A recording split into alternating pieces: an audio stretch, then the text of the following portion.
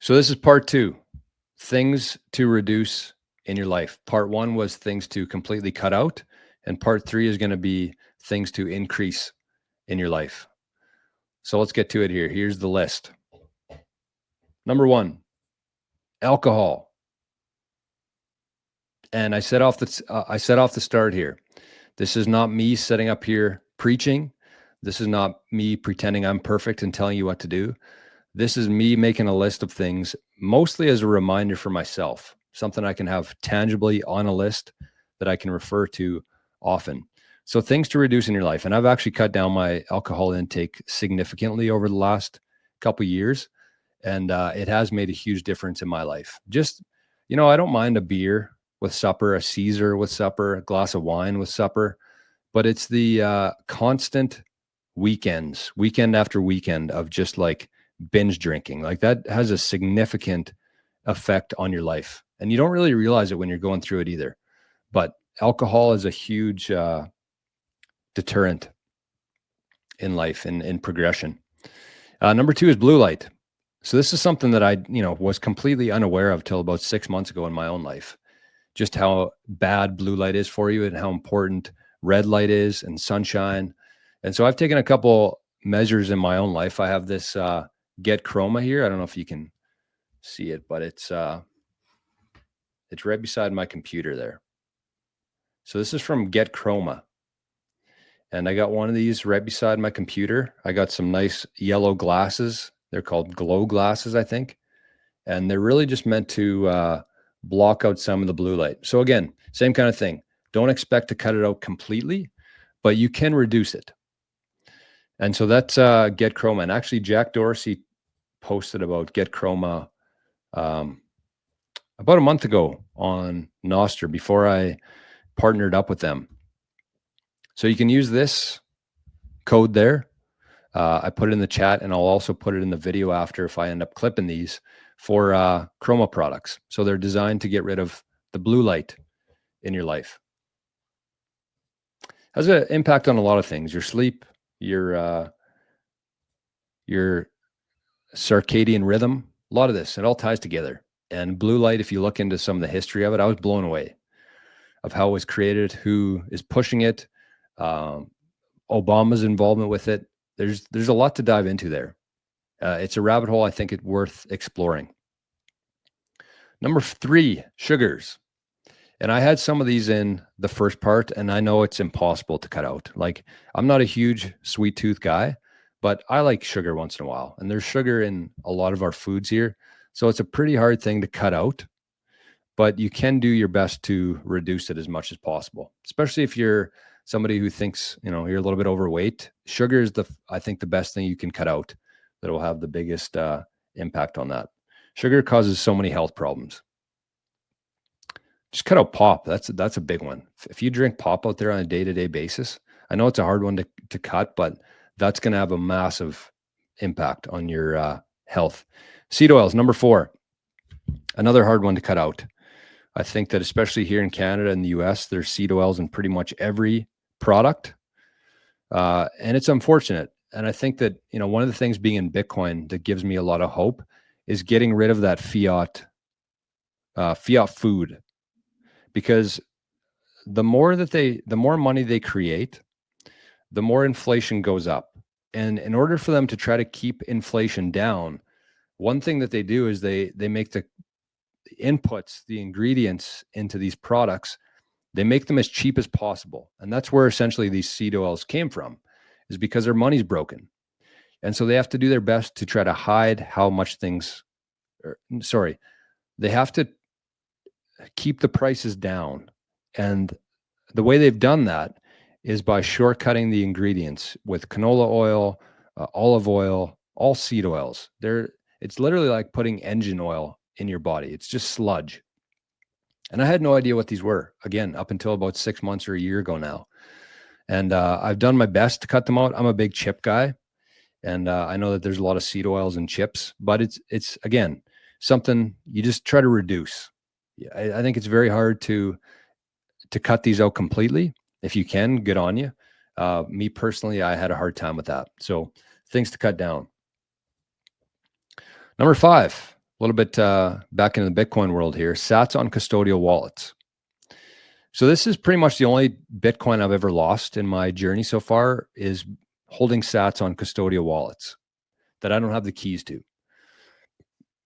Whenever you download a wallet for the first time, the first thing you want to do is go into the settings, security, write down your recovery phrase. Do it away from your computer, do it away from your phone. Do not put it on anything connected to the internet. But that's the first step. And if you can't do that, if the wallet that you're using does not offer that, that means that it's a custodial wallet. That means somebody else is holding the keys to that Bitcoin. So you can use them like Wallet of Satoshi, Speed Wallet, Coinos. These are all custodial wallets.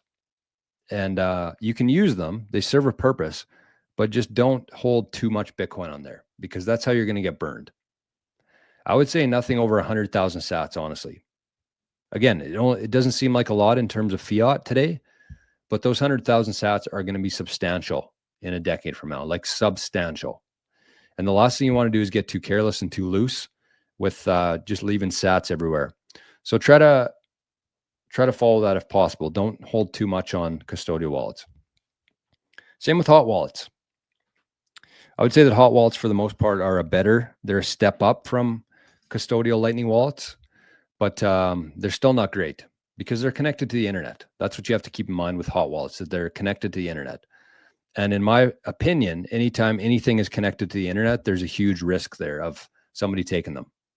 So that includes Aqua Wallet, that includes Sparrow software wallets, that includes some of the wallets, Moon Wallet, that I recommend. I think that they're safe for the most part. Again, you can write down your 12 words. You can back it up in case something were to happen to your phone, but just limit it. Keep 1 or 2% on your hot wallets, on your custodial wallets, but keep the majority of your Bitcoin in cold storage offline.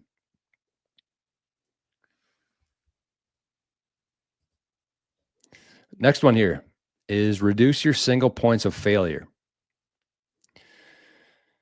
And I think that this is a big one. This is one that people should bold and underline here. And I think that most people watching this today, whether they know it or not, they are a huge single point of failure. If something were to happen to you today unexpectedly, would your family know what to do with your Bitcoin? Would they have any idea? Do you have a clear path? Do you have a clear plan? Clear anything for them? Because the thing about life is it happens very fast, and everything is very unexpectedly.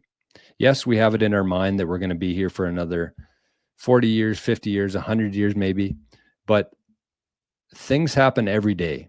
And just because it hasn't happened to you yet, that doesn't mean it's not going to. So do your best to clean this up. Even if you don't go as far as like getting super backed and getting a full inheritance plan with your Bitcoin, just start very simple and give yourself a couple hours or an hour, get a piece of paper, write down some instructions for your loved ones.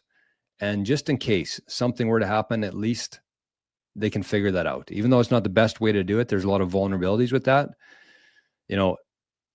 Eliminate your single point of failures. And that includes you if you're a Bitcoiner.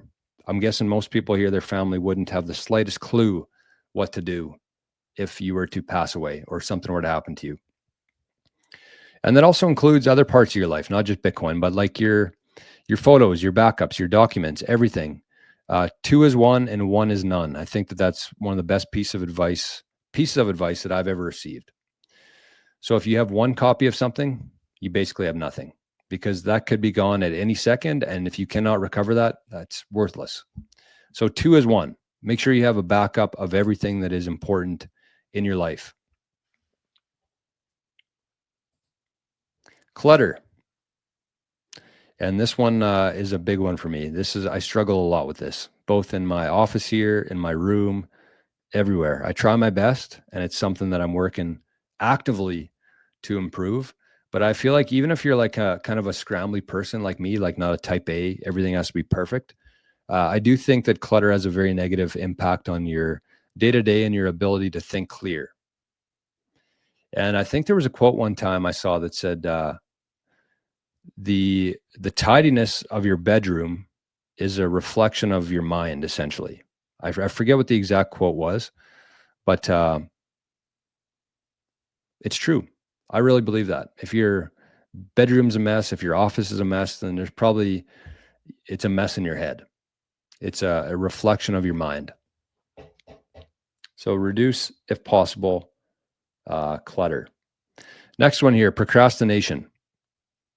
And you can see here, I got the sign behind me because this is always a reminder that I need, which is action cures fear, which ties significantly into procrastination. Because a lot of us, I'm sure every person watching this right now, is carrying around something that you know that you need to do. And the best thing that you can do is just take action, because that cures anxiety, cures fear, cures stress, cures all that just by taking action. I know it's hard to do. And again, this is a reminder for myself as well. That's why I have that right there, because it's a really good reminder for myself. I'm the furthest thing from perfect in this. But it seems like it's kind of a trend in the world, is like the longer you wait, the more you pay for it. The longer you put something off, the more you end up paying for it, whether that's a bill, outstanding bill, whether that's a health problem. The longer you wait, the more you pay in the future. So that's a tough one, I know. But again, it's a reminder for myself. And the last one here is repetition. And I think that I'm actually reading a book right now called Becoming Supernatural. And it was a suggestion from our good buddy Joe here in the chat. And one of the things I've been listening to and paying attention is changing, how to make change in your life. And I think that, it's not only what we think about, but it's what we do every day. That's what molds us into who we are. And so if you just go through the same pattern every single day over and over again, you're a statue. You have a very hard time changing. You're not fluid at all. And so I think that repetition is the biggest problem that people have when they're trying to make changes. They just keep going back to their same old ways. But I think that if you can slowly make steps towards doing things differently, whether that's something as simple as, instead of listening to music in the morning, listen to a podcast, or taking a nap randomly, or whatever that is, and trying to instill these different patterns and break away from your repetition. That's how you create real changes, by doing things differently, making yourself uncomfortable. And I think that one of my theories in life is that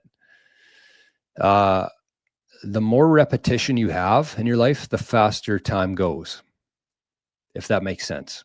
That's, to me, a life hack, is to slow your life down, is do things differently. And the reason I say this, because whenever I've gone on like a road trip or something, or driving anywhere, when you're driving there, it always seems like it's taken forever, because you're experiencing new things. And then when you're on the way home, it seems like it was about half the time. It seems like it just went by so fast, because you've already seen it. You've already been through that. There's nothing new there. And I think if you apply that into your day-to-day life, the same kind of thing, you can actually slow time down. Kind of a crazy concept, but things to reduce is repetition. Shake shit up. Make yourself uncomfortable. Do things a little bit different every single day. Mix some new habits in, get rid of some, but just always be changing, always be flexible.